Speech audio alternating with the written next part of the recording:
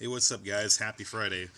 It's me, Mr. Joshua, with another Gundam msia review.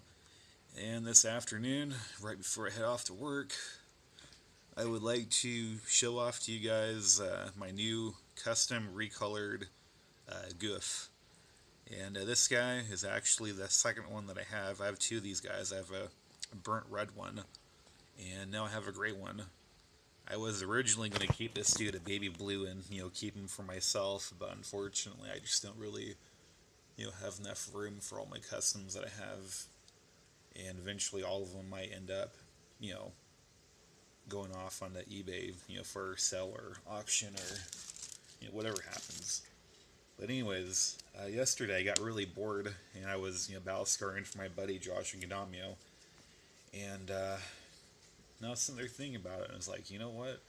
I wonder what this dude would look like if I made him a dark gray color. And I've never seen a dark gray gouf before, never.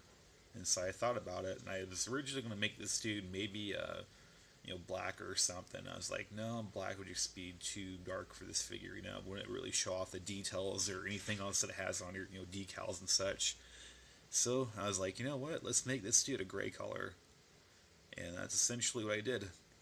I wanted this guy to look like he was, kind of, based out of like maybe a mountain area, maybe like, snow or something. Maybe have him like, more of a camouflage look to him for the snow. And he looks pretty fucking badass, It's a really nice, rich gray color. And unfortunately, with, most of the figures that I recolor, there's a lot of figures out there that I've done that just, have a lot of factory glue, little bits and pieces on the figure, and those parts don't die, and so I have to go back and retouch them up with paint. And fortunately, with this dude, he only had like maybe two or three spots that I had to do touch-ups on, which I did this morning. They're still drying, but it's he looks pretty legit, in my own honest opinion. Let's see here.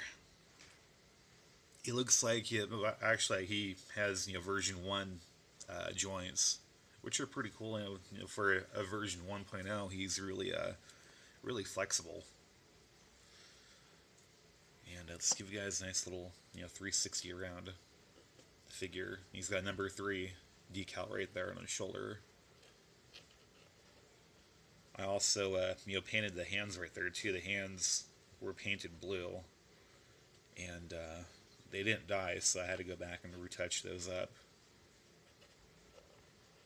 And he's pretty intimidating looking, I think he's a little bit more. He's more of a he's more slick looking than the red one that I did. And the only thing I hate about these goufs is that this little arm thing that has like that weird cable that comes out for him to grab like shields and shit. This little thing pops off like real easily, And I really want to glue it on there, but I don't want to be the asshole who glues that part into his arm, then sells it down the road, and somebody gets it and they get pissed off because it's glued, But yeah, I'm just gonna leave that alone. But over and all, this figure he's pretty decent looking. I think he's a whole lot better than that blue color. Don't get me wrong, the blue color for this figure is pretty cool and everything, but no, just the gray the gray just makes him look a whole lot better. And I'll do a comparison with this dude too. So now I've got a gray and a burnt red one. They're both pretty badass looking. And with the red one, what I did here was I saw a tutorial on YouTube on how to attach the shield to that weird hand gun thing. And it's really easy. All you do is just take a Dremel and you put a hole in the top of this and take some glue and glue in the shield. And it works perfectly, Works really nice.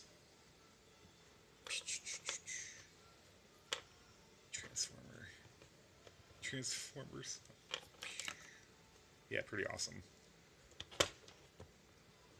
I had to use transformer noises for a fucking gouf. But anyways, yeah. These two guys are actually going to be on eBay pretty soon, and they're going to come just the way they look. I mean, they're going to be separate bids, or buy it now or something. But they're kind of pricey to get. I was kind of debating whether or not I should actually recolor these guys, and I got the courage and did a recolor on them. I really like both of them. And I wanted the red one, like I said in my last video with him, I wanted the red one to look more intimidating looking than anything. I didn't want him to stand out as being like a Char's gouf or something like that, so that's why he's a little bit darker. But yeah, this gray one, he's just nice and sleek and just really nice looking, you know. And unfortunately, they were kind of pricey when I bought them. I think I bought them for like between 12 and 15 bucks a piece. And unfortunately, I'm probably only gonna get about 15 to 20 bucks for both of them, for each of them. But it is what it is.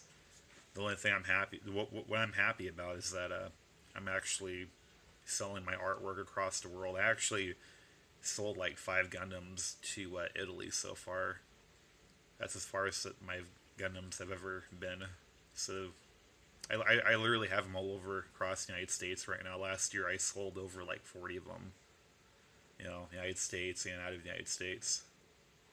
Sold one to Puerto Rico too, so that was pretty cool. Puerto Rico, Italy, a bunch of them went to New York, Florida, Illinois. I think I sent one or two in Idaho also. Sold some in California. In other words, they're all over the place. And my goal for this year is, doing the exact same thing all over again. I just really want to. This is like literally the only way I can spread my artwork around the world is, doing these customs. And who knows, maybe one day, 40, 50 years down the road, I'll be acknowledged for all these cool little figures that I've done, But we'll see. Anyways, enough about my rambling on about artwork and such. I hope you guys really enjoy these little videos I'm doing, even though I have like maybe 10 subscribers, but it is what it is. I'm happy with it. But yeah, please like and subscribe to my page, and share my videos. Anyways, thanks for watching, and happy Friday.